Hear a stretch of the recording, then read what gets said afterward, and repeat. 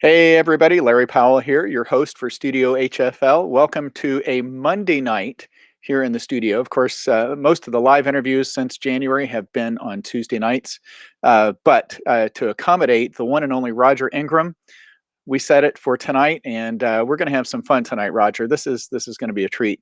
So I want to let everybody know. Of course, you can go to studiohfl.com and sign up there for the newsletter. You can also go there for merchandise. Got T-shirts, hats, all that cool stuff you can check out there.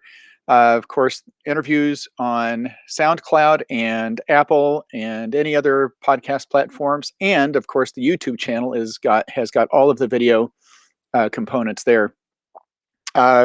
Sponsors. I don't have a sponsor for this month, but I do want to mention those that have been faithful for these live interviews. Of course, Trent Austin and Austin Custom Brass. AustinCustomBrass.biz, and ChopSaver, of course, Dan Gosling and ChopSaver, ChopSaver.com. So thanks to those guys for sponsoring a really generous portion of these interviews.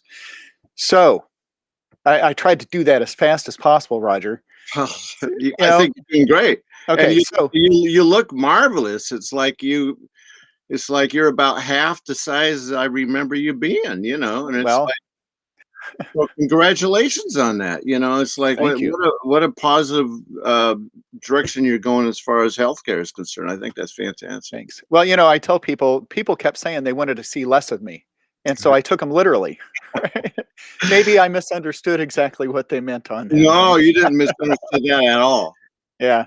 So, Roger, before we get to what's going on today, just a reminder that you and I met. I was trying to figure this out today. It was like 5, 6 years ago, maybe even 7, down at the University of Indianapolis. You had come through Indy for a jazz festival or something. It's 10 years ago. Oh, it hasn't not been. It's not been that long. You gotta remember that 5 years ago, it was 2016 when the when the presidential Okay. the election and all that was going on. Oh, yeah, that's right. It was way It before that. was way before that. Oh my gosh. It was like we're talking about probably 2011, 2012. Yeah, I think you're right. Yeah, it's But twice as long ago as you thought. oh my gosh. Well, I guess welcome to my 50s, And you're right? supposed to be the one with the great memory, man.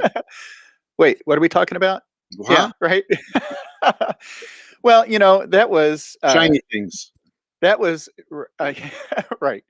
That was a lot of fun, though. I of course, like most people, had gotten to know you through Harry Connick Jr.'s band and those recordings, and to finally get to meet you was great. The master class was great, but then the best part of that was I booked a lesson with you immediately after. Yeah, I totally remember the whole thing. Vicky and I drove down to Indianapolis. I had only been living here for about 3 years, and I didn't move to Illinois until 2008. So Oh that would wow. make it 2011. Now I've already been here for 13 years now, but Hmm. yeah, and at the time you had me going down, the thing I was currently doing was Harry Connick Jr.'s big band. Hmm. But that was just the last thing I had done after about 35 years being on the road. Yeah. So So we're gonna talk about that. But right now, you were telling me right before we went live about this about the morning you had a really cool project that's going on with Warburton. Want to tell me well, about it? you know that for a while I did mute restorations because I started just restoring my own because I like the sound of the old vintage mutes, the classics. Hmm. And then I would bring them on to gigs and people say, "Hey, where'd you get that mute? That looks like a brand new Ray Robinson." I said, "Oh, well, I restored it." And then people were, "Well, could you restore one for me?" And I was like, "Well, yeah, I suppose so." So I ended up doing it. Got out of hand. I mean, I did 2 for Chuck Finley. I did a couple for Wayne Bergeron. I did 3 for Doc Severinsen. It started going and going and going and going and going to the point to where it's a very tedious process and it takes a lot of, you know, work with your hands to do the restorations correctly. And it was starting to get in the way of gigs and teaching, and I had to stop doing it. I just couldn't do it anymore. So I told Vicky, and I started a little company, a little Hmm. website, Meister, and it was Hmm. like, it was a lot of fun until it got to be too much. And then so I said, Vicky, I said, I can't do this anymore because it's starting to get in the way of a lot of things. So my wife, being very, very good with finances and everything. I mean, she's got a master's degree from the University of Chicago in economic forecasting. You know, I mean, she's really good at stuff. She said, instead of just dumping the whole thing, let's move forward. And why don't you design a line of trumpet mutes and let's have someone manufacture and distribute the mutes. Well, I've known Terry Warburton since the 70s when I was in Toronto with Tom Jones in 1976, and the spring on my water key failed on one of the gigs. And so all the Canadian cats in the trumpet section would say, well, you got to go see this guy, Terry Warburton. He's got a little shop downtown. So I met Terry Warburton. I've known him for that long. And Terry Warburton, he's grown and grown and grown, and he moved to the States, and he's got a place in Florida, and he's very open-minded about inventing things, and not just mouthpieces. He's got a whole line of trumpets out now and mutes and everything. So I was thinking, I waited until the Midwest conference in 2016, and I said, hey Terry, how you doing? And he came over to the house, and I showed him what I was doing with mutes, and I said, and what I'd like you to do is manufacture a line of trumpet mutes for me and distribute them. And we worked out a deal. And he said, sure. And so we started this Mute Meister line.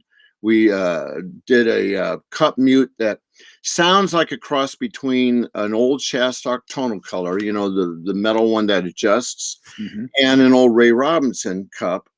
And cosmetically, it looks like a Ray Robinson cup, but it's not supposed to be an exact duplicate of that. It's a cross between those two as far as sound is concerned. And Shastok straight mute and a Shastok solo tone, which we call the show tone, and he manufactured those, and we tested prototypes and went back and forth. After about 6 months, I finally settled on 3 that I was really happy with, and I approved it, and they went into production, and we sell a whole bunch of them. They just keep on flying off the shelf down there in Mims, Florida, you know. So that was 6 years ago. Now we've come out with the second round of trombone mutes, a cup, a solotone type of mute, and a straight mute. The same 3 that we make for trumpet. And Andy Baker and Luke Malevich here, who are 2 of the top jazz tenor trombone players here in town, I've asked them to be the people who play test the trombone mutes. I mean, I own a valid trombone, but I wanted to have some real trombone players.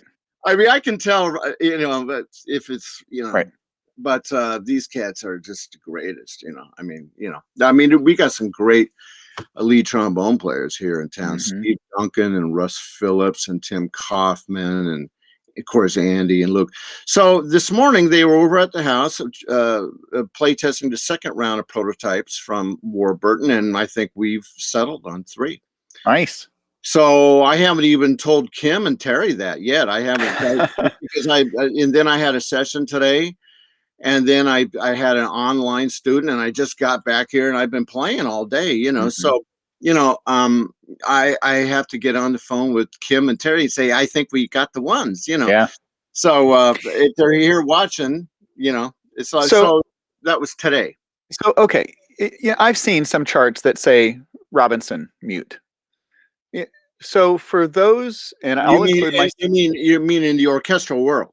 No, and some big band charts. Oh yeah, they're talking about Ray Robinson mutes. So okay, what is so distinct about those mutes that you couldn't just I'll just use a Shastok?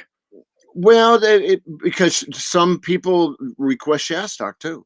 It has a lot to do with the material used and the dimensions of the mute, and the characteristics of each one of those mutes. Now, really great composers took the time and the energy to listen to brass players playing different makes of mutes back in the early 20th century, the early 1900s. And depending on the composer, you'll see Shastok, they'll specify what mute to use. And sometimes they'll just say Crown Royal bag. Right. Like when you do the Gershwin. American in Paris. Right. It's in some versions of it say Crown Royal, and some other versions say felt bag, but they want you to put that Crown Royal bag over your belt. That's what they want. And so those composers were so great that they were so into what they heard in their head, and they wanted it to be just right. They actually got to know, even if they weren't a brass player, they got to know the manufacturers of certain mutes to get the right sound. And Shastok's mutes, they had a very unique sound, and he was such a great, I mean, he was a tool and die guy, and an inventor. And Guy Humes made the Ray Robinson mute line before he partnered with Willie Berg. And then they became Humes and Berg. And that happened in the 40s. But Guy Humes, in his home on the south side of Chicago, he was manufacturing mutes. Him and his wife were making them in the basement of his house, and they started the whole Ray Robinson line. They had the mellow wah, and they had the straight mute, and they had the cup mute, the iconic cup mute. And then say the same year that Shastok sold out to Micro Products and made a deal for them to keep on using his name. I'm sure he got royalties, and that was after he was very good with chemical compounds, and he was the first person to make the first non-animal skin drumhead, which basically became what Remo it makes it from now. And when he patented that, he sold the mute line to Micro Products, and Louis Shastok just disappeared. I mean, he was making so much bread off of what he had invented with the first non-animal skin drumhead. Roger, how the heck do you know all this stuff? Because and this is important. It's like I had no idea we were going to talk about this, but this is like I can't imagine anywhere else that anybody's discussed the this. same thing to me. He says, I never saw that in you. I can't believe you were ever. Well, I was always good with my hands. My mother was a seamstress, and my father had a great mechanical aptitude. He worked with things, And I guess I inherited that. I didn't know I could do it either. And anything I do, I really get into it. And I did all the research, and I found out, I even looked up the old birth certificates and where these guys came from, and just the whole history of the mute thing. But I couldn't do it anymore because my first love is being a musician and playing the trumpet, and doing the mutes was getting in the way. So now, when the pandemic happened, I did it again. But now everything's opened up, and I'm busier than I anticipated. So you can't send me money to restore and mute everything. We got rid of that PayPal link. It's like. So the last time I was at your house, it's been a couple of years, but the last time I was there, you showed me this cardboard box full of headphones. You had found these vintage headphones, right? MGM West. Let's see. I got one of them around here. And you were restoring those too, right? It wasn't Westinghouse. It was. It's these headphones. Yeah, that's it. And they're great for click track. They're great for click track, and they're Bakelite, and they're I got a box of a whole bunch of used ones from MGM, and then I rewired them and put new rubber on them. And I sold those for a while until I ran out of them, because I only got so many of them. It's like, but I kept one for me, and that's what I still use when I go into the recording studio. Sometimes I do things with click track, and gives a great click sound. And I like just one side, they go on like that, and they're real comfortable. I can have this on my head for hours and it doesn't bother me. And sometimes, even in the early days when I would be in a recording studio, they give you two-sided ones. It was always falling off. In fact, one time it fell off and it made a whole bunch of noise. We had to redo the take because of it. So as I said, I got to find something else to do. Now, a lot of guys I talked to my friend Dan Fernero, and I think Wayne Mm, Bergeron. They like in-ears now. A lot of people have an in-ears done, and that's yeah. a consideration where they put a mold in there and they get just the shape of your ear, and they like using in-ear microphones. But I kind of like the old, Bakelite. It's just so cool to have an old one on my head like that. That's from like the 30s, from classic Hollywood. Yeah, but that's the draw of those mutes too, right? It's not just that they sound good. That's such a classic look for those mutes, Oh yeah, but right? I'm not in the recording studio for a photo shoot. Uh, Yeah, you although should be. I end up with a lot of photos because my wife comes everywhere with me, and she takes Hmm. pictures of everybody in the studio, and Yeah. so I got something to put up on Facebook and say, "Hey, look, I'm over at Palisade Studios again." And with So Doug Harf and those guys. I want to follow up earlier. You mentioned Vicky has a master's in economics. What'd you say? Economic forecasting. She got that. That's her third master's degree, and she got that from the University of Chicago. Every trumpet player should marry somebody with that, right? I mean, trumpet players were notorious for not being great with money, right? Well, I actually did pretty good. Yeah. Even though during those 35 years I was out on the road, I was young and I was single, and I wasn't really grounded because I lived a lot of different places, and I was always going. I actually ate well, and I saved my money. Oh, Yeah, and then Vicky did the same. She was a consultant for years in Washington D.C. and Chicago, and so we're okay.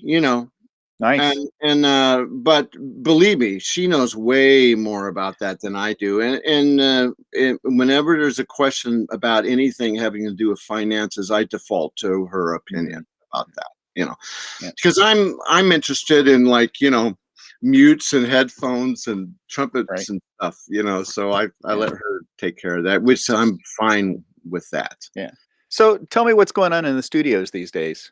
Well, today, by the way, today is the record release of the Joshua Jern Jazz Orchestra, his new record called Lockdown. All right. And I play lead trumpet on this, and we recorded it during the pandemic. That's why it's called Lockdown. And Hmm. today is the official release date of that record. And so that's today. Joshua Jern, he's a great writer. He's a great trumpet player. In fact, we work every Thursday night together at the Green Mill with the Alan Graysick Orchestra. Give me the. I'm going to put this in the notes here. Give me the spelling of that. Joshua Jern, Joshua Jern, Jern. Jern. And the album is called Lockdown. Here it is, right here. Today is the release date of this album. Okay. And we did another album about 3 years ago. We did this one together. It was called the Midnight Stroll. Now we did this one at Palisades, the same place Hmm. where we've been doing the thing with Mark Tremonti, Hmm. and which is the old Tone Zone studio, which where we did all the Mantooth records in the early '90s. And so that's the release for today. And if you ask me what's coming up, Thursday is the record release party for this record that was released last fall. Yeah. And it was released on my record company, 1-2-3 Records. That's ONETOOTREE Records.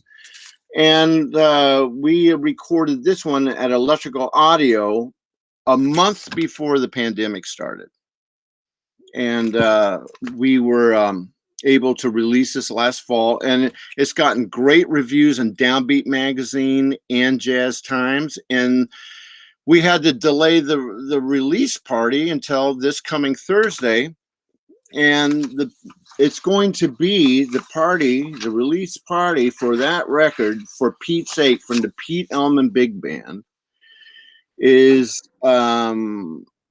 at this place called The Venue, and it's in Aurora, Illinois, and it's Thursday, that's July 15th at 8 o'clock p.m. And the address is 21 South Broadway in Aurora. And our special guest is going to be vocalist Isabella Isherwood. Okay, a wonderful vocalist. And that's for the release party for a record that was released last fall in October. And the other thing I want to say about Pete Elman's band is we just finished recording a Christmas CD again at Palisade Studios. It's like not all the studios have opened up here since the pandemic, so Palisade is real busy. I mean, I've done 4 projects there already this year since everything started opening up. And this Christmas CD is going to be called The 12 Grooves of Christmas. And it was recorded June 15th and 16th at Palisade Studios. And Kerry Deadman, a former lead trumpet player with Woody Herman's band and an alumni of University of North Texas, he's the producer on the album. And that's also going to be released through my record company, 1-2 Tree Records. It's actually, the company is actually owned by me and Vicky. It's our record company. And we plan to release that record in mid-October because the first record did so well that we decided, let's go right back in the studio and do a Christmas album, and because I'm very associated with a few Christmas albums. Well, right. 1 or 2. That Harry Connick Jr. did. And as much as I love those albums, as far as the ensemble work is concerned, this album that I just recorded with the Pete Elman Big Band may be the best Christmas album I've ever been on. And I played lead on every track, and they wrote some really nice things that showcases everybody's abilities. So we did that one, and there was one more thing that we did. And it was also at Palisade Studios. How far is this from your house? You have to travel very far? It's in downtown Chicago. I take the streets there because it's actually easier. It's on Clybourne. And it's been there for years. For a while it was after it stopped becoming the Tone Zone, it became Decades. And when we did this album, it was Decades. Now it's Palisade, and it's the same studio. Did you record Skyfall there? No, I recorded that at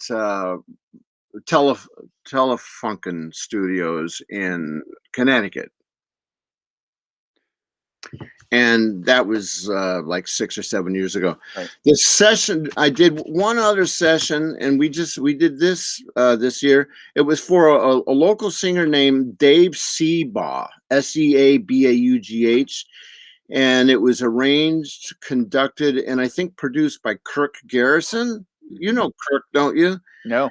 He's a wonderful trumpet player, been here in town forever, and we work a lot together, And so it's like the studio thing has been pretty busy here for me. I had to actually, when I knew we were going to come on, I wanted to talk about a few things coming up. So I had to actually think hard to remember all the stuff that I've actually done this year, and the bands are fabulous. You got some great musicians here in Chicago.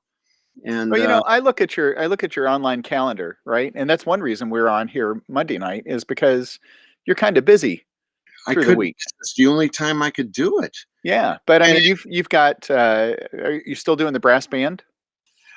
The brass band, I had to stop doing that 4 years ago because I got too busy for them. I thought you were still. Oh, okay. Well, and I love doing that band. It's a traditional English style brass band, the Prairie Brass. The Prairie Brass Band of Arlington Heights. It was under the direction of Mary Gingrich, who's the wife of one of the horn players with the CSO.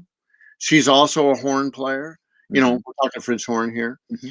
And but I think she just resigned from directing it, so I don't know who's involved with it right now.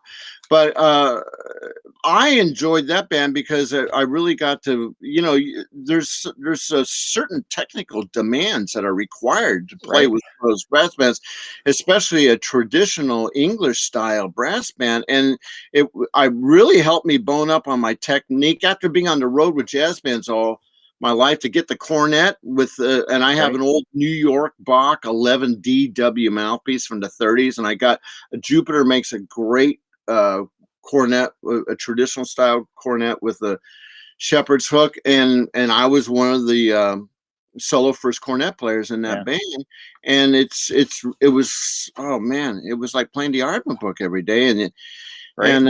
but it didn't pay anything, Right. and it started interfering with a lot of the other work I got. So I told, and I started coming and going, and then hardly ever being there. Right. And then they had competitions coming up, and she wanted me to commit to being there for the competitions, and I couldn't because of Right. the Right. bottom line is making a living and paying the bills. So Right. I haven't been involved with that for a number of years, Yeah.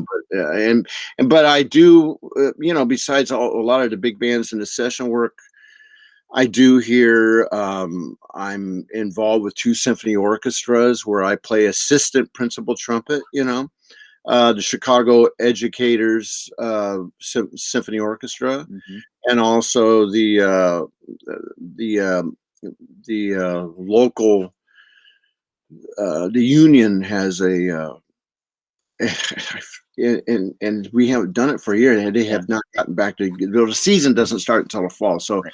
I do that. It's called the Chicago Symphony Orchestra, not the CSO. Yeah. It's been so long since we Yeah. haven't been there Yeah. for like almost 2 years. I have to even think of the official name You of know, it, but it's another one that I do. I was at your house. You had just gotten a C trumpet. I don't know if it was from Jupiter. I don't know where you got it, but you had just gotten a C and just gotten a piccolo. Yeah. And you were playing on this, and this is really kind of funny. It's like you were walking on really unfamiliar shoes, right? It was strange territory, right? But of course he sounded great on them. It's just, it was like Well, nobody thinks of Roger Ingram and piccolo trumpet. I mean, nobody thinks about a lot of things. That doesn't mean I don't do them. It's in fact, 2 weeks ago I did a wedding in Clarendon Hills. It was just the organ player and me. I did 5 selections on Hmm. piccolo trumpet, and not last Easter, but the Easter before that, I did the same thing at this really big Catholic church in Naperville. It was just me and an organ player, and I played pick on everything, and like the trumpet voluntary at the wedding Right. and a trumpet tune, and I did that thing that went and recorded for the CBS Morning No, News. a blossom. Right. Yeah, I did that, and I do it all on A pick in the key of F, and so it puts the organ in key of D. And what people don't know is that when I was living in New York and I was playing lead for Lincoln Center, I was taking piccolo trumpet lessons from Mel Broyles at the Met. No, I you yeah, never you never told me that before. I took a whole series of trumpet lessons with Mel Broyles because I was right there at Lincoln Center. Almost every Monday through Friday, we were rehearsing new works. We went and wrote a ballet for the Alvin Ailey Ballet Company, and we performed it at the Met for a week. And I met Mel Broyles, and he said, and I said to him one day, could I come take some lessons from you? And he goes, well, come up to the front door here at the Met, and I'll meet you there at 3 o'clock and bring you a piccolo trumpet. And I'll tell you a story. It's a funny story about Mel Broyles.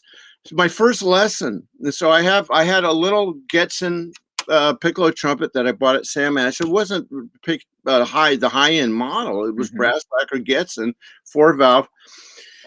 And I meet him at the front door, and he opened the gate to the foyer where the ticket Right. holders go in, and he shut the door. And I said, all right, it's like, it's such a pleasure to see you again. He came to one of the concerts, and Hmm.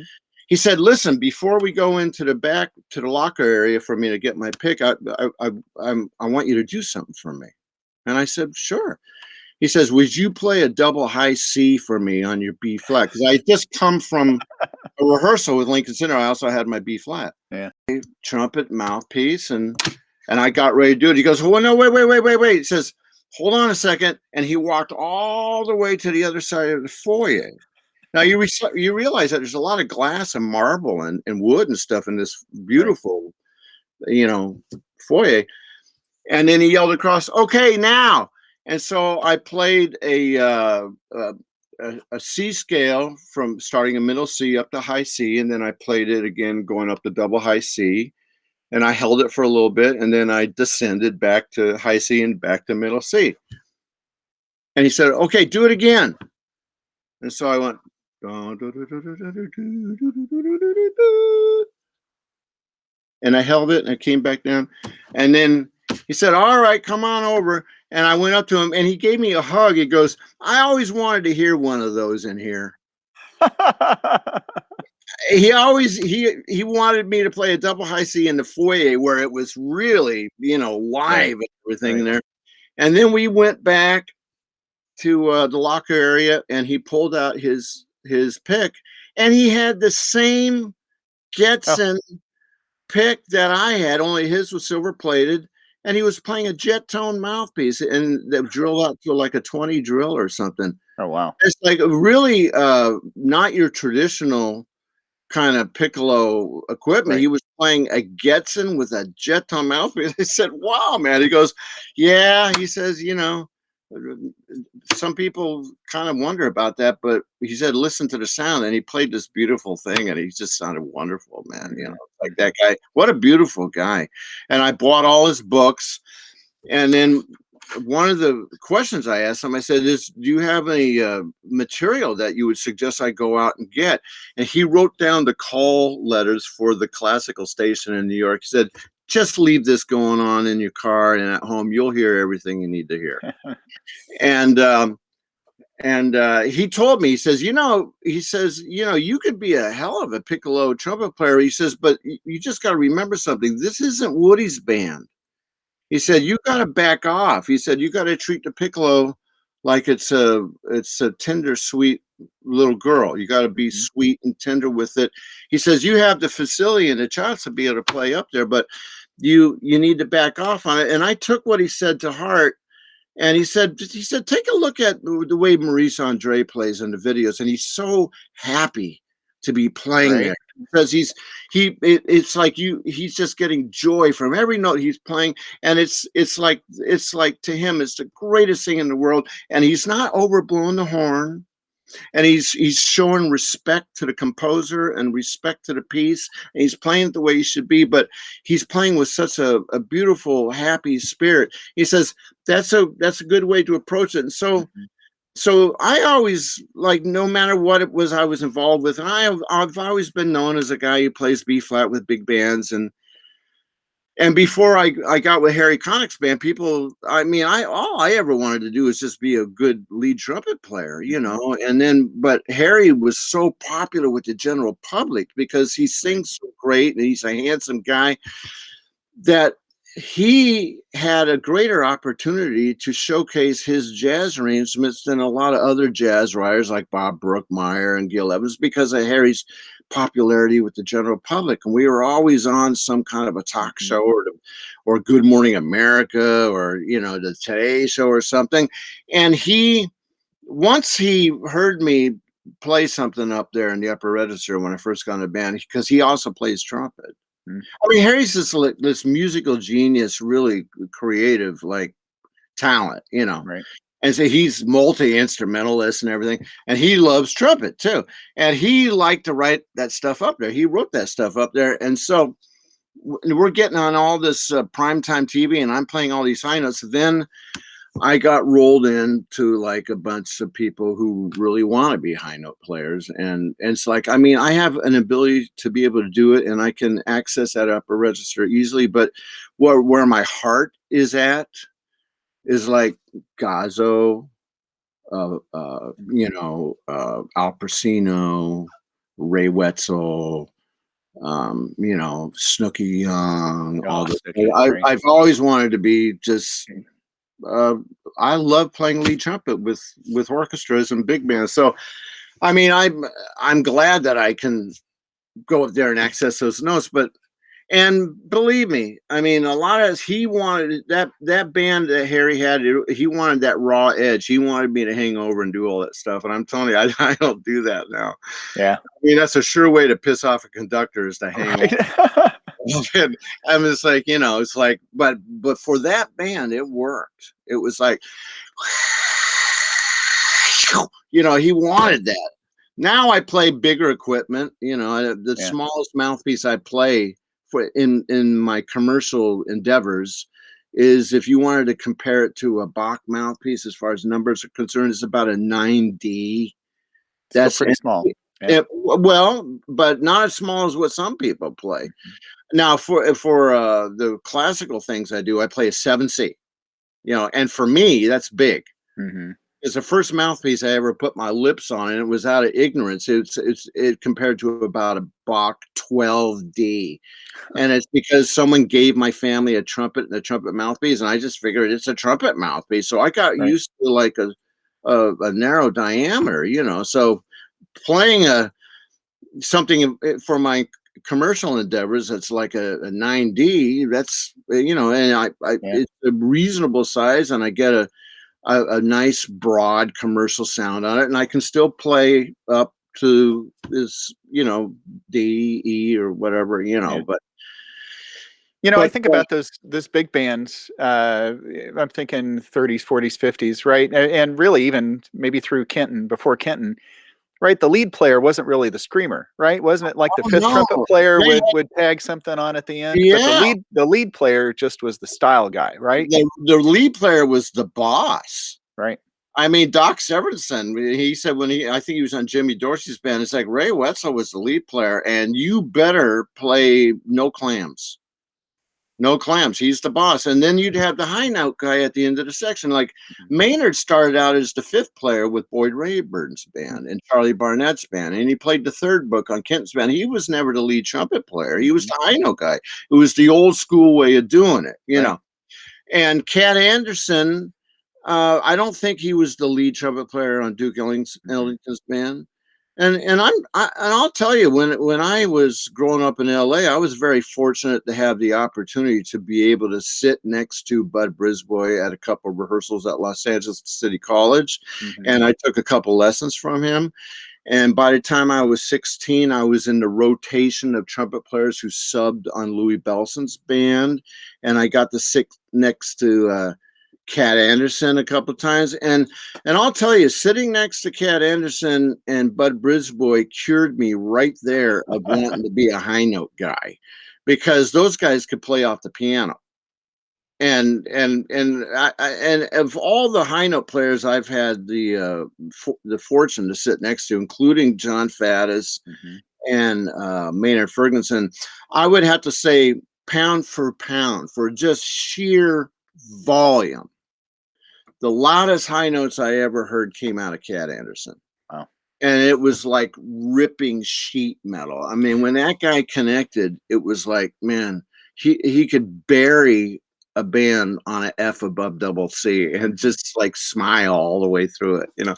So when I was coming up in LA, I did another rehearsal at Los Angeles City College, and I knew this guy. He's still around. A great lead trumpet player named John Thomas. He's Don Thomas's son. Don Thomas played in Dallas. He was a Mhm. really busy session guy. And I was about 16, and I was at a rehearsal at Los Angeles City College, and I noticed that John Thomas had this tag on his gig bag that said Andy Williams. And I said, "What's that Andy Williams tag?" He goes, "Well, I'm his lead trumpet player. When he goes out of town, he brings a rhythm section and me, and then he hires a local orchestra." I said, "Really? Those stars, they carry lead trumpet players with them?" And he said, "Yeah." And he says, "And I work all the gigs with them here in town too." Mhm. And so I started thinking, I had a good high G when I was 16. And I said, "Well, I was always a good reader." And I said, "I think maybe, after I got over thinking about being a high note player, I said, I think maybe I'd like to be a lead trumpet player." And tour with these acts, and I ended up doing it. I mean, I spent a year with Connie Stevens, and I spent 6 years with Tom Jones, and I traveled with Paul Anka for a while, and so I ended up doing it, and that's what I wanted to do. And then I got with Harry, and he exploited the fact, and look, I mean, I didn't resist either. I mean, I was kind of young, and I was full of piss and vinegar, and I say, oh yeah, I'll take that up an octave. Yeah, man.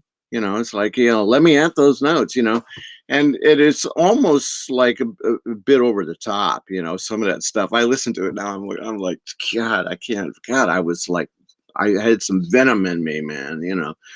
And now I just, Yeah, but you're not allowed to get in any time machine and go back and undo that, because there are too many people that really dig dig the it's not just the high notes, right? But it was the energy in that band.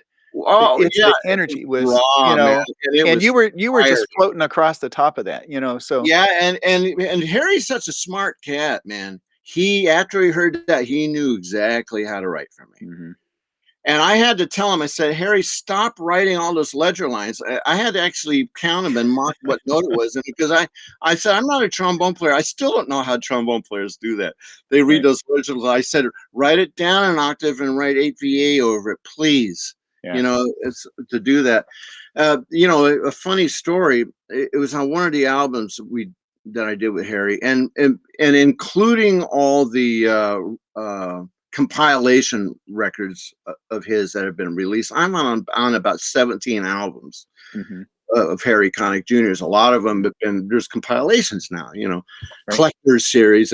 But it was one of the albums, I think it was maybe Songs We Heard or something like that. And at the time, we didn't have an official second trumpet player. Dan Miller had left the band, and I think it was before we got Derek Gardner on the band, and we needed to do this record. And Harry said, who should we get to play second trumpet? And I said, well, get Tony Cadlick, because Tony Cadlick, he's a guy you want to have in your trumpet section. I mean, he's there for the team. He's such a great, wonderful player, lead, jazz, section, anything. And he's such a mellow guy without any ego at all. He'll just say, oh yeah, I'll come play second on record. So to get back to the cutting off thing, there was this one session, and Harry wrote a high A for me at the end of the chart, and I was really starting to get a lot of crap from like Bobby Shue about, man, how come you're hanging over all the time? Everybody knows he's playing lead on the band. And, it's like, man, you put your ego in your back pocket. I'm saying, really, really, Bobby. I mean, you were doing what the boss wanted, I right? kind of wanted, And so I was trying to not do it, And so we're at a record date, and there's a high A, and I cut it right off. And it was, it was a good high A. It was right in there, man, and I cut it off. And in those days, Harry wasn't into doing any inserts or overdubbing. If there was something about that track he didn't like, we had to do it all over again, because he wanted that consistency in the feel, in the swing, all through from the beginning to the end. And I mean, and I haven't been with him for 11 years ago. I don't know if that's how he's still doing it. Something tells me that's probably is how he's still doing it, because he's a real purist and he knows what he's doing, So I cut it right off, and he goes, Roger, says, man, I want you to do that thing at the end of the note, man. And so Tony starts laughing, because he knows that I'm trying not to do that, because in our discussions as trumpet players, I said, man, I'm really trying to. So Harry said, we got to do the take over again, because I want you to hang that over, And so now I'm thinking, how much am I going to hang over to make Harry happy, but to get the least amount of crap from Bobby Shue, And I started thinking about, I read a story about this wonderful child actress from the 30s, and I forget her name right now, but she was so good. And she could cry like that. If you wanted somebody to cry, she could start crying. Not every actor or actress can do that. And she was so good. She said Not to the Shirley Temple, was it? no, it was another one, and if it was Shirley Temple, I would have remembered. But Yeah. she said to the director before they shot the scene, she said, "How far down my face do you want the tears to go?" Wow. And so I kind of felt like, how much am I going to hang that over just to make Harry happy and not piss off my old trumpet teacher, Bobby Shue? And I got it. And after we did the thing, Tony turned to me, he said, that was just right. He said, that was just fine. And he's still like, just laughing, and we're Yeah. both laughing, you know. So as far as Harry's band, I mean, I love that whole experience, but the instrument, the instrumentation started changing, you know, Mhm. and the configuration of the band changed. And when I first got on that band, I had just gotten off, well, Woody died in 87, and I had just gotten off Mm. Maynard's band, and then I went out with Harry, and I was going to approach playing that lead trumpet book on Harry's band like the way I played Woody's book.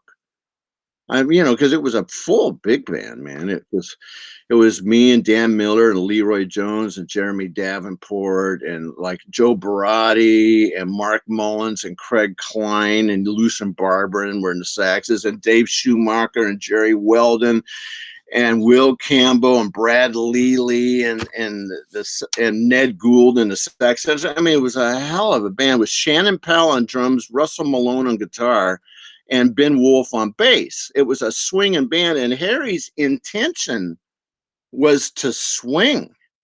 He Mhm. was all about swinging, and boy, he had the right rhythm section for that. Mhm. So for the first 4 or 5 years, it was just heaven playing on that band. And they started writing high stuff for me, and I was, like I said, I was still had a lot of piss and vinegar in me. I was like, all Right. right, man, if that's what you want, all right. And now, you know, I'm intentionally staying local, and because I traveled for so many years, and Vicky and I have this house here. I'm in my basement right now. Mhm. We have this house here, and you know, and I like on August 1st, I'm doing Michael Feinstein at Ravinia with a local orchestra that's hired by Jerry DiMuzio, contracted the orchestra, and so I'm playing more conservatively. It's not all about me, you know. It's like Right. I'm part of an orchestra now, and I cut off with the conductor, Right. and I'm playing bigger equipment, Yeah. and I'm trying to get a nice Broadway type of sound for that, you know, So, you know, and you mentioned playing with all these different bands, and it just occurred to me, you know, going from Louis Bellson to Woody Herman to Harry Connick and Maynard, it's like these are not all the same. They don't all swing the same. And Maynard, depending on what era you were with him, right? I mean, it could have been that '80s pop, you know. So it could have been the first tour I did, but dig this. The first tour I did with Maynard. Maynard decided he wanted, it was his 60th birthday. So it was the 60th birthday big band tour, and it was 1988. And he had just finished touring with the Electric Band for a long time. And that was Wayne Bergeron's first year with Maynard, was playing with the Electric Band. Well, Maynard got rid of the whole Electric Band. He kept Wayne, and he said, Wayne, I want you to put together a trumpet section for this next tour that's coming up, because we're going to do all the old charts from the Birdland Dream Band years. So Wayne called me and Pete Olstad, and Chris Reyes was the fourth trumpet player. He was also Maynard's valet. So to answer your question about this, the very first time I got to play with Maynard was all the old swing yeah, stuff that yeah. Willie Maiden arranged and Slide Hampton arranged. And Maynard cut his hair and bought a 3-piece suit with a tie. And he wanted to go back in Right. time because it was his 60th birthday. So we did all the stuff from the Birdland Dream Band, and Wayne and I split up the lead. Wayne was the official lead player because he was a hangover from the previous band, which is fine with me. Wayne's just this wonderful lead trumpet Mhm. player. I mean, he's got a sound up on a double C that sounds like an orchestral player. I mean, Right. Wayne's just got this really unusual, beautiful sound. And then, but Wayne and I have been friends since we were like 16 years old. We've known, we're the same age, and we studied with the same teachers, and we were roommates on an 11-week ship contract. We did a cruise ship gig before anybody even knew who the hell either one of us were. And so Wayne just split it up even with me, and Pete Olstad too played a lot of the lead. So the very first tour I did with Maynard was not the electric stuff, but like, I know what you're saying. Like, Woody's band swung different, Maynard's band swung a little different. Louis Bellson's band swung a little different. When I was with Ray Charles, it was basically just all swing and big band stuff, and each one is a little different.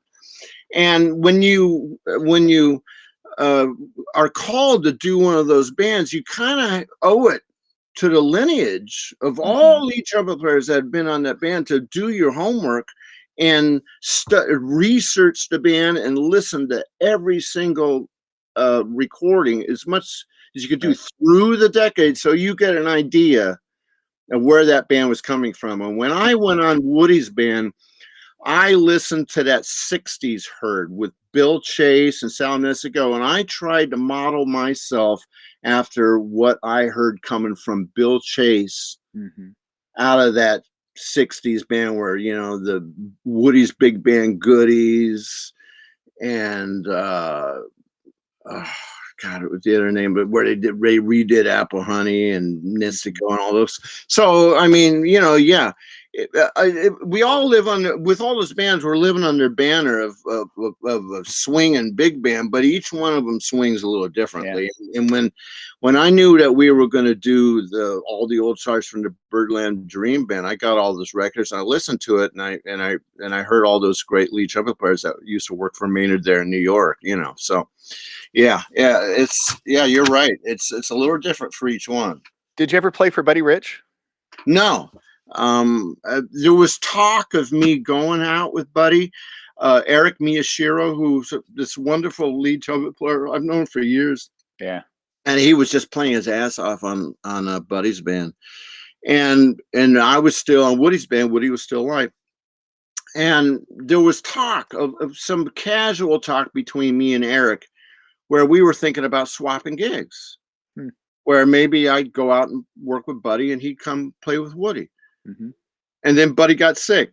He ended up I think he had some kind of a brain cancer or something. And so when Buddy got sick, then I just stayed with Woody until Woody passed away. But Eric ended up playing with Woody's band on the first Ghost Band. Because after Woody passed away, I stayed for about another month, and then I moved on, you know, because I did 3 albums there with the Chopper, you know. And Eric is doing something to make him not look as old as he probably is. You know, I interviewed him a couple of months ago, and he looks like he's maybe, you know, in his 40s, late 40s. But yeah, well, hey, hey, there we are. Hey, Ryan Nottingham, trumpet player out of Louisville, Kentucky. He's commented on here. He was chiming in, especially that last comment where you're talking about staying true to the style of the big bands. And then, of course, Bruno Garcia down in, was it Brazil? Is that right? Yeah, Bruno. Yeah. Yeah. What a great guy. And all these guys. Yeah, I'm doing a interview for them on Thursday, I think. But Ryan Nottingham, I think he plays lead with Glenn Miller's band. Oh, is that right? Ryan, you got to chime in here in a second on that. And next week, I got asked to go down and play lead trumpet for the Tommy Dorsey Orchestra. And it's a battle of the bands between the Tommy Dorsey Orchestra and the Glenn Miller Orchestra at this place in Indiana. And so I've been checking out a lot of Tommy Dorsey lately because I've never played that book. And so we got to do the shout course on Marie, and we're going to do We'll Get It. And of course, there's Opus 1. And then Song of India. There's big trumpet solos on there. So I'm checking all that stuff out because, I mean, I'm going to be going down there and sight reading the book. Yeah. And just because it's old doesn't mean it's easy. Right. I mean, I'm taking it real seriously. I'm playing lead trumpet with Tommy Dorsey's band a week from Thursday. And I want to make sure that I come out of there smelling like a rose, you know. And so I'm actually shedding this stuff in between all these little gigs and things I'm doing. I'm checking out the Tommy Dorsey book because that's, you know. Hey, what happens when you show up to a gig where, you know, it's a band that's been put together and you're going to play some of these charts, and the leader takes a completely wrong tempo? I mean, does anybody, do you say, hey, wait a second? No, you do the best to hang in there. You do what you can. I'm a side man. He's the leader. And it comes down to, if the audience doesn't like it, then it's his band. Right.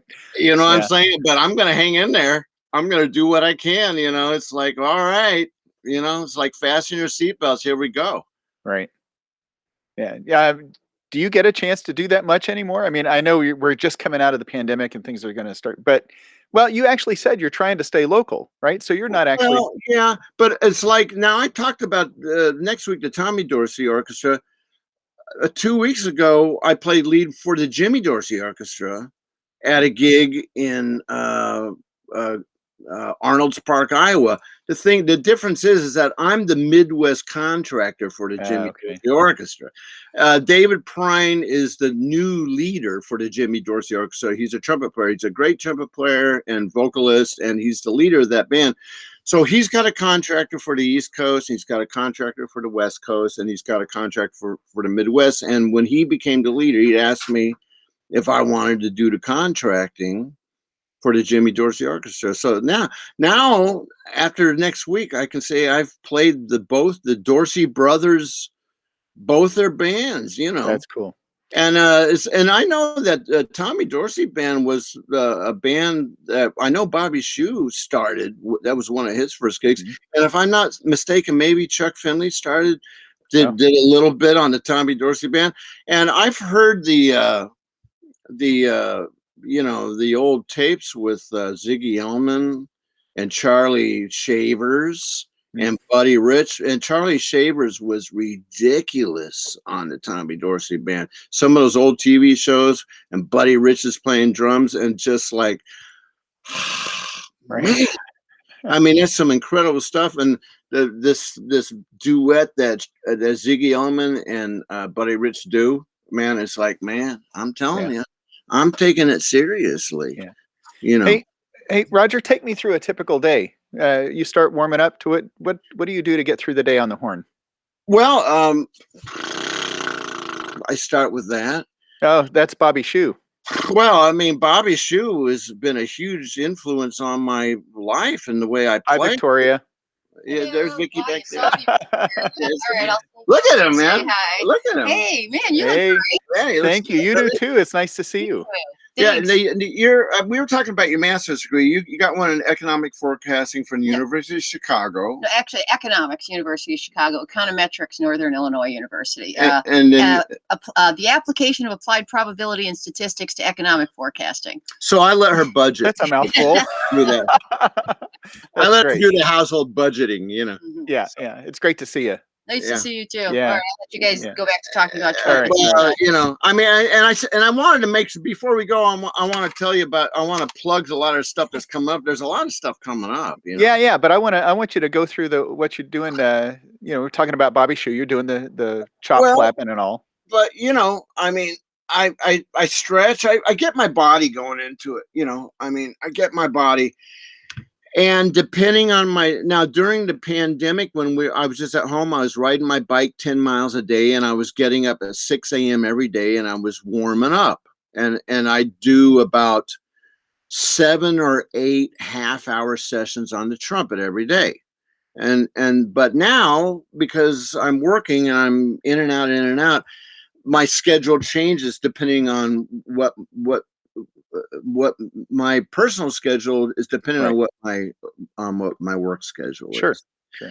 Like last night, I did a gig with the Jazz Consortium Big Band at Nellie's Gastro Pub in Palatine. I didn't get back till late, and they pulled up 3 really hard sets. So when I got up today, I was a little puffy, and then Andy and Luke were going to be here at 10 to try to prototype. So I got up around 8, and I took a shower, and I put the warm water over my face, and I just did that, and I started flapping, and then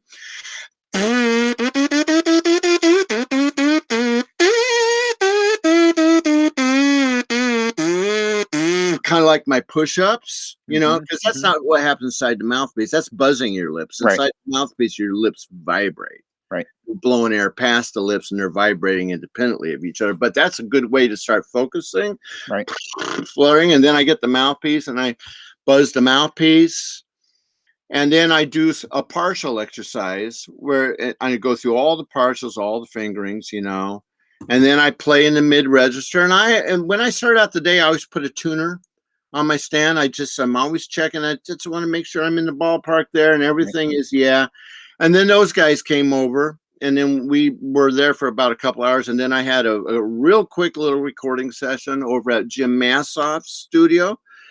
And then Vicky and I, we went out and we had to take care of some shopping and stuff. And then we're here. And so, and then after we're done with this, I'm going to go and practice the trumpet. Me too. Me too. All right, I'm going to play. I mean, that's what I do. I'm a trumpet player. He's got a lot of trumpets. Well, that's because he's a trumpet player. You know, I mean, that's what you do.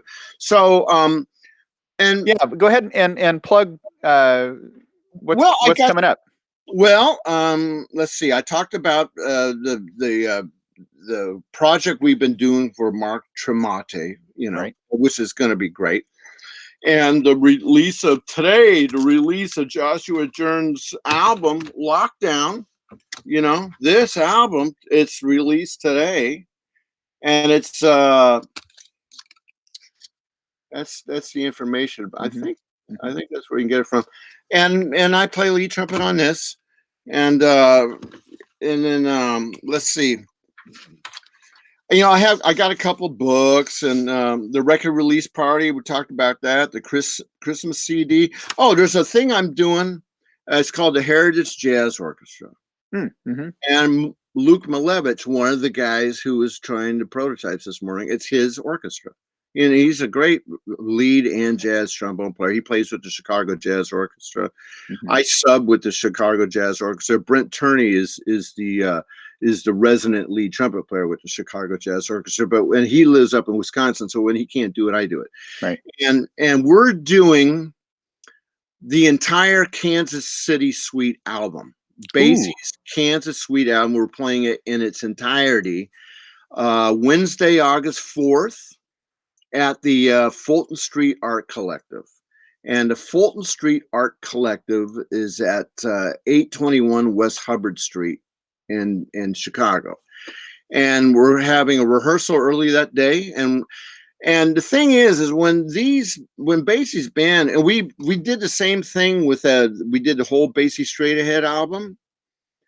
And we did the whole Thad Jones Consummation album. I mean, we go in and we do the concert is the entire album, and that's the whole concert. What people need to realize is on some of these records, they took 2 or 3 days to record those out. And so when you're going to go in and just play the whole thing like back to back, you got to pace yourself a little bit, and you got to do the research on the album because of who is playing lead, and you got to listen to it, and you got to, I'll get my parts, and according to what's happening on that record, I'll start marking my parts, and we're going to, I mean, it's kind of a Time Life thing, the Time Life series but it's like, it's one of the local things I do, it's like, I get to back up some big stars once in a while, but for the most part, I'm working locally and I'm enjoying it because I can stay home with my family. The family I never had when I was out there for 35 years, Right. And of course, I got a couple books out. One is The Versatile Trumpeter. It's 116 pages and it's 16 duets. And I co-wrote it with Josh Rzepka. And we recorded the accompanying CD that goes with the book. And it was released in 2019. And there are forwards from Tody Cadlick, Marcus Printup, Earl Gardner, Michael Sachs, Jose Sabaja, Tim Burke, Dan Miller, Andy Baker, one of the guys who was over here trying Dan Jacobs, and Nick Mondello. And that's this book. And it was put out at 1-2 Tree Publishing, my publishing company. Right. And it's called The Versatile Trumpeter, and it's been extremely successful. And there's a lot of text in it. We explain how to approach each one of the duets, and we give the history of where the tune that duet was based upon. We give the history of that tune and everything. And there we are in the studio. And you can look up the Versatile Trumpeter on Facebook. We have I'll a put a link in the show notes for this too. Yeah. Facebook page, you know. Yeah. And then, of course, my first book that I released in 2008, and this is Clinical Notes on Trumpet Playing, and it has forwards from Harry Connick Jr., Yeah. Bobby Shue, and Greg Gisbert. One of the greatest jazz trumpet players alive is Greg Gisbert. Man, that guy is such a bad dude, you know. He was nice enough to write, and it's all text. You know, it's a textbook, and it's based a lot upon a lot of the stuff that I learned from Bobby Shue. But Bobby Shue wrote a forward to it, and I said, you know, Bobby, I'm thinking of writing this book, but I don't want to just parrot everything that you talk about. He goes, you know, Roger, it's okay for you to write that book, because it's your interpretation of what you learned from me, you know. Right. It's like, and Bobby just recently sent me a lot of articles. I got a stack of articles he wrote. You have to realize that what I teach and what I talk about in this book was based on the studies I had with Bobby in the 1970s. Now, since the 70s, Bobby has expanded and even grown on what he taught, even to a greater degree. And about 2 weeks ago, he sent me email all the latest updates for everything he used to talk about, and it still goes along, but with suggestions on how to better teach it. Mm-hmm. You know, so I'm taking my time and reading this stack of stuff, you know, and it's like, and I've been in communication with him, and I said, man, you know, it's like some of the things he's writing is just you know, brilliant. Some things about playing the trumpet, you know, and it's like, you know, Bobby Shue has been a huge influence on my life, and that book is based on what I learned from him. But now there's this new era of these articles that Bobby, and I didn't ask him if he's planning on putting out a publication or anything like that, you know, but he's already sharing the articles, which tells me he's not, because you don't share the contents Right. of a book before you publish it. You know, that's just that's a bad idea. Yeah. You know. Yeah, he's actually been sending me things. I think I'm probably on his distribution list. You know, I get, you know, 1 or 2 things a week Yeah. by email, and it's great. You know, it's so. Hey, I can't believe we were like almost an hour and 10 minutes. Oh man, how long do we get to have? We have as long as we want, but you know, I want to respect your time too. Well, But I don't want. Well, the only thing I got to do now, I'm staying home for the rest of the night, and I got to pull out my horn and work on some things that are coming up.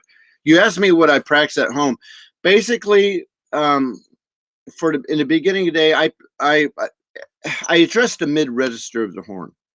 I mean, that's where everything stems from. If you ever have a problem in the upper register, the solution is probably you're going to find it in the mid register. you're the one that told me. You finish this. It's something about the high register, the low register, and the. Oh, well, yeah, it was the first time I met Derek Watkins. If you're a trumpet player, you know who Derek Watkins was. Wonderful lead trumpet player. First call in London for decades. Did all the James Bond movies and he was with James the last 3 years. The trumpet section towards the end there with James last was Derek Watkins, Chuck Finley, Bob Cozen, and sometimes Bobby Finley would be in there. Talk about, that's a pretty good trumpet section. Right. And so Derek Watkins was a beautiful guy. And when I was with Tom Jones, I was with Tom Jones from 76 to 82. And I got the gig when I was about 18, and I toured the world with him. We were on the road for 10 months a year. Wow. And I was a single guy in the 70s and with Tom Jones, just, you know, and Bobby Shue said to me, all right, that's great that you got that gig, but don't get lost out there, and don't make a career of just doing Tom Jones. Take a trumpet lesson in every city, wherever you go, you know. So I was always seeking out. I mean, when I took one lesson from Vacchiano. I took a lesson from Reinhardt. I took a series of lessons with Carmen Caruso. I took a series of lessons with Jerry Cowlett. I took a couple lessons with Roy Stevens and some lessons with Schilke. And so when I went to London, I wanted to meet Derek Watkins, Right. And so it was 1979. I'd never been to London, and I was all excited, man. Oh man, I'm going to be in London. So, and Derek wanted to meet me too, because he used to be the lead player for Tom Jones too. Oh, And his childhood friend Terry Jenkins was playing drums with Tom Jones when I was first there, and Terry was like my best friend on the band. And so Terry said, "Well, when we go to London, you got to meet Derek." So I finally got to meet. We get in town at the hotel, and we meet at a pub. And in those days, I was, like I said, I was a young whippersnapper. I was full of piss and vinegar. I was drinking beer. I don't even drink anymore. I don't drink or smoke or anything. But Derek and I met at the pub, and I had a few pints of bitter. That's like that warm ale. And so we start talking about the trumpet, And on that trip, Derek gave me a Boozy and Hawkes trumpet that he had designed, a brand new one. It was the forerunner to the Smith-Watkins era. And a couple gig bags and some stands, those spider stands. They had just come out. He was beautiful. He gave me all this stuff, and he said, Roger. He used to call me Roger, Roger Ingrams, Right. And he said, all the notes below low C, that's the low register. And all the notes above high C, that's the high register. And all the notes between low C and high C, that's the cash register. He said, that's where you make most of your money. Right.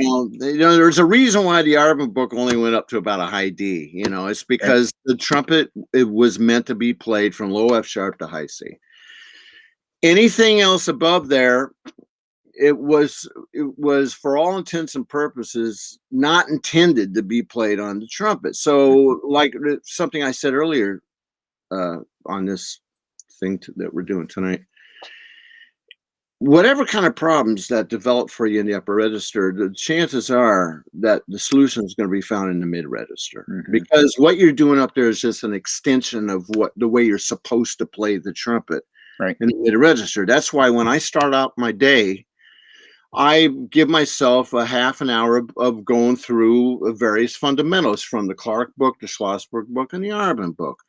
And then, I work on the things that I need to work on. I have a whole bunch of Abersols right now. I'm doing the rhythm changes in all 12 keys, and then I have a Dixieland Abersol one. I'm telling you, some of that Dixieland music, you don't have the hip changes to get lost into and play. You got to really have some technique together to get over some good traditional jazz, quote unquote Dixieland type of solos.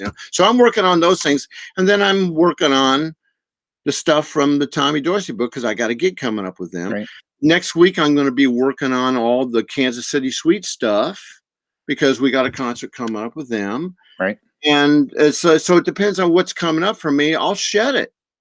I mean, I'll spend hours on it, so that when I show up there, I'm going to do it the best I can do it. That's part of being a professional. I mean, you show up on time, wearing the right uniform. I mean, that's half the gig right there. It's like, if it's a tux, you better be showing up wearing a tux. And you show up on time. Which means early. Which means early. And I get to every gig, if possible, I get there an hour early. That's so I can set up my mutes, and I can relax. So that when the first tune hits, I'm relaxed, I'm in the zone, and I'm not all panicked because I had to walk across everybody with my stuff, getting into the section, because everybody gets dark on you if you're late, and you gotta, excuse me, can you take my bag and put it? It's like, man, they're dark on you for about 2 or 3 tunes. They're like, man, dude, it's like, well, we got here on time. What's wrong with you? It's about being a professional. You show up wearing the right stuff, and you keep your mouth shut. And I play everything about 50% volume. And like, even though you're a lead trumpet player, you're just an ensemble player. You're part of the ensemble. Your voice is the lead voice for the ensemble stuff. That doesn't mean you play louder than everybody. It's like you want to blend. You have to observe the dynamics. I default to a 50% volume level. Now, if there's some, like I did this solo lately. I did it with the, I did the Begin to Begin. Bill Holman's arrangement of Begin to Begin, written for Doc Severinsen. And the NATO Jazz Orchestra at the Shape International Band asked me to do a solo. They'd recorded all their parts in Belgium. They sent the track over, and they filmed them doing the parts. And I did my solo here at Jim Massoff's studio, and I had my little, my little MGM thing there, listening to the track, my little MGM headset. Right. And so I played that solo at about 75% because it's a solo. It's my chance to stand out front and shine. You don't play like that when you're playing lead trumpet on a band. You almost want to be felt rather than heard. You want the band to feel you. You want to, and you let them feel you by how you phrase, the quality of the sound, and so important, pitch. You want the pitch to be right in there. And I'm telling you, I pay a lot of attention to where the trombone players' pitch are, because they're constantly dealing with pitch because, well, they're playing a giant tuning slide. Pretty much. And if there's ever a question about where the pitch is, and if there's some kind of a debate or a discussion about where the pitch is, I always default to the lead trombone player. I'll say, Andy, where you think it is. And I'll go with them. So when I sit down and I play lead trumpet, and you're always in the back of the head of the lead trombone player, I try to get where they are as far as pitches immediately. And then you don't have to play loud. If you're in tune, a lot of people who get just like not the greatest sound, but a nice sound. If you're playing in tune, the average public listener equates that to having, listen, what a beautiful sound he's getting. It's not so much his sound is beautiful, he's playing in tune. It's like pitch, man, overrides so much stuff. If you're playing in tune. Well, those overtones are lining up, right? I mean, that's what. And then everybody go, oh, what a beautiful sound. It's like, yeah, he gets a good sound. He's playing in tune. You play in tune, you don't have to play loud. And then if all that's lining up, then I try to be felt more than heard. I hate to have to force my sound upon everybody. That's why playing with a great band is such a joy, because I can back off. I don't have to try to control the time because there's a bad drummer. If the drummer's time is there, that means I can sit there and just play. And I don't have to force the issue. I can just play, and I can think about pitch, concept, and swing. And that's the way it was to play on Harry Connick's band when I first started band. At the time with Shannon Powell, one of the swingingest drummers of all time. And the pitch, Mark Mullins was the lead trombone player. The guy's got like perfect pitch, man. And I was like, bam, right there. It was so easy. So we could do tremendous things. When you're not dealing with having to constantly make sure that the fundamental stuff that should be there anyway, if you're constantly not having to force the issue of what fundamentally should be there anyway, and you can just play, that means a lot of tremendous things can happen. You can have some magical nights. And pitch has always got to be there. Don't overblow the horn. Be felt more than heard. And phrase. A phrase according to what kind of a chart it is you're playing. And that's why I try to accomplish, even locally here. I mean, I've resigned myself from traveling with big stars and stuff like that. I really enjoy being with my family. My wife has a wonderful garden. We got the cutest little kitty, and we have our house out here in LaGrange. It's like one of the western suburbs, so. And rabbits. And bunnies. We got two families of bunnies living out in the yard. So, but what I do with these local bands, and there's a lot of them, I try to maintain a high standard of musicianship.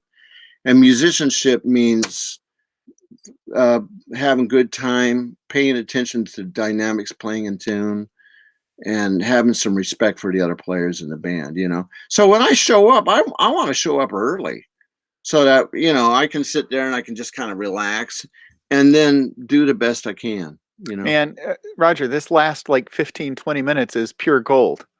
You know, it's like it's a clinic. It's Yeah. absolute best clinic, you know, and it's like and it doesn't matter how many times you hear this, right? It's always nice to be reminded of, oh yeah, that's how it should be done, right? Well, yeah, and I'll tell you what, words are cheap. It's easy for me to say this. I mean, because when I show up tomorrow, I'm going to be trying as hard as I can to actually do it. Mhm. You know, I mean, talk is cheap, and Right. it's nice to be able to say this stuff, but it's what I feel. And when everything is in line and you're really doing it, you're only as good as your last performance. It's like I don't care who you've played with, how you know. Oh, it's like I was, you know, I'm on the first playing lead trumpet on the first record that ever won a Pulitzer Prize in jazz, Blood on Fields. I play lead on the entire Wow. album. It doesn't matter tomorrow. Nobody cares.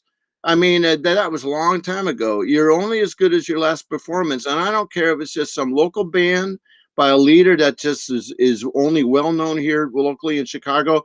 It's whoever's in that crowd. It's a spiritual experience for everybody, and it's your duty to make sure that you bring in the highest standard of musicianship as you possibly can, no matter who it is. You know, and Yeah. it's just like that great teacher said. Every day you have to find your technique anew. That's why I put the tuner in front of me on the stand, and I say, "Yeah, I have a pretty good idea where the pitch is going to be, but I'm just going to check anyway, Yep. and I'm just going to see where my dynamic levels are today, and I'm going to take a nice long time to warm up and get everything straight because it could be my last performance. Who knows? You know." You know, Some- it's funny. You said we always call it a warm up, right, or a routine. And recently, I've tried to change it to I call it a sound check. What I do in the morning is a sound check, right? Because that means I'm really tuned in to what's coming out of the end of my horn, right? I'm not just going through the paces. I'm thinking, I'm where is it? You yeah, know, and it's you. like this is we're supposed to be engaged with it, not just okay, da da da da da da da. You know, which Well, that's okay thing to play, right, but but like being but it like Bobby Shute told me when I was a kid, it's not necessarily the exercise you're playing, it's how you're thinking about when you're playing mhm, it. mhm. Why are you playing it? And I tell all my students, you know, look, it's not like just breathing. We didn't come out of the womb with little trumpets. I mean, we're not even supposed to be doing this, It's you know, not natural to blow through a hunk of brass. or to have a round piece of brass pressed up against your lips for hours at a time. Your lips are for kissing your wife, or for or it's the beginning of your digestive system where you feel the texture of the food, you know, Mhm. and you taste it, and that's what your lips are for, and for helping you pronounce words correctly and enunciate, you know. So, but the spiritual side of us wants to express ourselves through the beauty of music, you know, and we chose the trumpet because there was something about it that really attracted us. So, but you have to realize that it's a man-made device, and if it was a perfect instrument, we wouldn't have these throw slides either. You know, Right. I mean, and none of these trumpets are perfectly in tune. You know, I tell kids who go to the Midwest conference, you know, they're going to spend mommy and daddy's $3,000 or $4,000 on a Mhm. trumpet. Just don't go around and see how high you can play on these trumpets. Right. Once you get a tuner and put it in front of a horn and see, do I need to kick out the first slide on the A? Do I need to play high C 2 and 3? Is that third line uh, E? Is that flat? Do I need to play it 1 and 2? I mean, Mhm. all the notes are always out of tune on a trumpet, and there's going to be some notes. You want to spend mommy and daddy's money on the horn that's the least out of tune, the Right. one that actually plays the best in tune, that has a bore size that you're comfortable with, that because that's all about feel, you know. Because if you've learned the knack of being able to play into the upper register and playing up a double high C. Well, you can do that on a garden hose.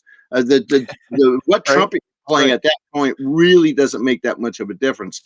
The kind of trumpet you should be buying is the one that works the best in the cash register. Right. In the register from low C to high C, play the one that you go through all the standard fingerings, all the false fingerings and everything, and see how well that horn plays in tune, how responsive it is. And that's the horn that you should be spending your parents' money on. Not when at the Midwest Conference and the ITG, let's see how high we can play on the horn. It's like, first of all, nobody else wants to hear you sing how high you can play on the horn. Or play the same jazz lick Or over play and over and over and over. Why don't you get a tuner and see where this horn is at? Because when it comes down to it, the money you're going to be making is at like on gigs that maybe nothing is even written above a high C. It's Right. very rarely do you see anything even going up to an A. So Thank goodness. well, believe me, I still enjoy playing high notes when it's the right thing to Right. do, and and I can pull them out of my back pocket, and believe me, they're there. But it's like, as far as working is concerned and pleasing the band leader, you go onto a job not saying, how can I stand out? You go into a job saying, what can I do to make this band sound good and make that band leader like me so that maybe he'll hire me again for the next gig. Right. You go in because you're providing a service. Hello, I'm your trumpet player for this evening. What can I do for you? What would you like for me? Be versatile and be able to provide a service. It's like you're renting me for the evening. I'm a trumpet player. You're supposed to know what you're doing. You're supposed to know how to play all the trumpets. My business card says all trumpets, all styles. It's because since I got off the road, I've expanded my horizons. I've played with a brass band, some symphonies. Now I'm learning all my excerpts. I'm still working on these excerpts, and believe me, I'm not considering auditioning for the CSO, but I'm a well-rounded trumpet player, and in certain situations, I can get by and give you what you want in an area that I'm not well known for. I want to come to that first concert where you play Petrushka. I want to hear it. That's one of my practice. I know. Stravinsky, man. It's like, and I recorded the Ebony Concerto with Woody's band, and Richard Stoltz was a soloist. And I know where Stravinsky is coming from. And, when you just see it on paper, said, well, that looks easy. Try playing it. It's those intervals that'll nail you every time, man. It's like, oh, man, you mother. That's Stravinsky, dude, man. That crazy guy, Yeah. Hey, Roger, we're gonna pick this up again, and I want to say thank you. I had an interview we did, I think it was October, and you gave that a listen a couple days ago and said nah, and I'm glad you did, because I think tonight made up I for knew that. that was going to piss you off, but the thing is, it was recorded so long ago, and we were all in the doldrums of the pandemic, and it was kind of like, man, that's gone. No, it's not. It's not gone. I'm never throwing that away. It's well, listen to it for yourself. Yeah. Well, I was going to say, don't worry. It's not going to make it out there. At least not while you're alive. No, I'm just kidding. What makes you think that I'm going to die before you? Oh, yeah. Right. Oh, I mean, there's always something I don't. Yeah. Right. You got to consider. You got to look at all angles, man. So it's not going to happen before August 4th, because now I'm planning to come up there August 4th to hear you guys play. I think that's going to be a blast. The Kansas City Suite with the Heritage Jazz Orchestra, man. I'm telling you.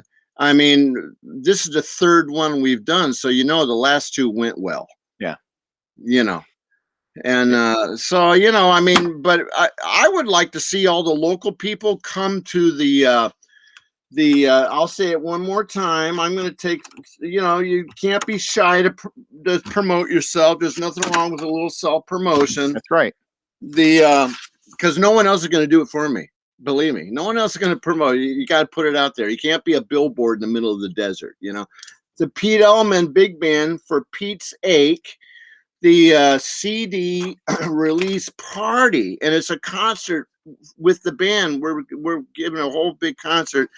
It's at the it's at the venue, and What's the name of the venue? it's called the venue. Yeah, I know. I was just messing with you on that one. Here we are, record release party. The venue / Monday Park. It's called the Venue Monday Park. Mm-hmm. Okay, that's the way Pete sent it to me in email. It's in Aurora, Illinois. It's Thursday, July 15th. That's this coming Thursday at 8 o'clock p.m. And the address is 21 South Broadway, Aurora, Illinois. And the special guest is Isabella Isherwood, who's a great vocalist. And it's celebrating the release of this record that was released last fall, but now we can actually have the official release party. Nice. And it was released on my record company, 123 Records. And today is the release date of the Joshua Jern Jazz Orchestra Lockdown. So I got all this stuff coming up, all these record projects that I've been involved in the last year. I mean, because during the pandemic, I did a lot of recording. This Lockdown album was recorded during the pandemic. Mm-hmm. I mean, we recorded it. Freddie Brightberg's the engineer, and so we all recorded from different places. But he's such a great engineer; he put it together so it just sounds like. That's amazing. They can do that, right? Consistency in the sound of all the tracks. It sounds like we're in the same studio. Yeah. And it's really a fabulous record. So keep your ears open for Joshua Jern. He's coming up there, man. A great trumpet player and a great writer. You're a great trumpet player and a great guest and a good friend, and I really appreciate the fact that I know you. I can we can get together like this, Roger. This in the words of Wayne Bergeron, man, I'm just trying to make a living. Yeah. Every time I see Wayne, I say, "Hey, Wayne, how you doing?" He goes, "Just trying to make a living." And I say, "Are you working?" And then he says, "Yeah, are you working?" And I'm like, "Yeah," because when we were kids, that's all we wanted to do was work. We just wanted to be able to make a living doing this, Right. And so, I'm really flattered that you would ask me to be on here. I know I'm kind of a chatterbox, Look, would I have it any other way? Do you think I would want to sit here and try to pull every answer out of you? Come on, Roger, say something. And I know I'm promoting a lot of the stuff I'm on, but it's good stuff. It is good stuff. The books are good books. I play the 1600i exo brass B flat trumpet made by the Jupiter band instrument company. Oh yeah, you almost forgot to plug Jupiter. That's right. Well, there you go. It's like if you have an opportunity to do these interviews, and this is about the 10th one I've done in the last 6 months. And the reason why I'm telling you about it, it's a great horn. Yeah. I love this horn. Yeah. So I appreciate that you. I appreciate you letting me come on here and talk, and anytime. Ramble on and go. Anytime. And as long as Vicky shows up, that's great. She's just got to make a cameo now and then. Hey, I want to give thanks to everybody that's chimed in. Ryan, of course, John, David, Rich, and there's some really nice comments. And of course, Noel Tredit Gosling. Noel and I played a session today at a studio here in Indy. And she is just one of the nicest people, an amazing violinist, musician, and but she says, give Vicky a hug. See, more people are interested in Vicky. Oh, I'm not. Right? I go to these conferences. They're like, "Hey, Roger. Hey, Vicky. How you doing?" They're like interested, and I'm like, "Fine." So one of these days, you got to let me interview you, and see what's going on down there in India. I'll tell you, I'm so proud of you and this thing that you've done with all these interviews. And I get your emails. Oh, to every single one of them. It's a wonderful service that you're providing for not just trumpet players, but musicians around the world. I mean, some of these interviews are just classics, man. Some of the information that I get from these people. And so my hat's off to you. Bravo, Larry. Wow. I'm almost speechless, Roger. I am speechless. Thank you. I can say thank you. I'll have to say, I love doing this, I love just sitting here and smiling. My face hurts. I smile so much through all of this, But well, hey, listen, I hope we get to play together again someday. Well, I'll be there tomorrow. 10 o'clock. 10 o'clock. At least Thursday, right? Okay. Well, okay. So hang on a second. I'm going to sign off here, and we'll go for just another minute after this. We'll wrap up. But I will say again, thanks to everybody that's checked in on this. Always great to have people listening in and watching. Especially, I love being able to watch now. YouTube channel, the podcast platform. Of course, you can go to studioHFL.com, and appropriately, the HFL stands for Hear from Legends, right? Some people thought it was Hear from Larry, but it's Hear from That's Legends. what I thought it was. No, it's Hear from Legends. All right. And actually, it used to be Higher, Faster, Louder. That was the original, Higher, Faster, Louder, but Yeah. it got rid of that. Well, good. So anyways, thanks everybody for being here. Roger, hang on for like 2 seconds. Everybody, we'll see you next time. Bye.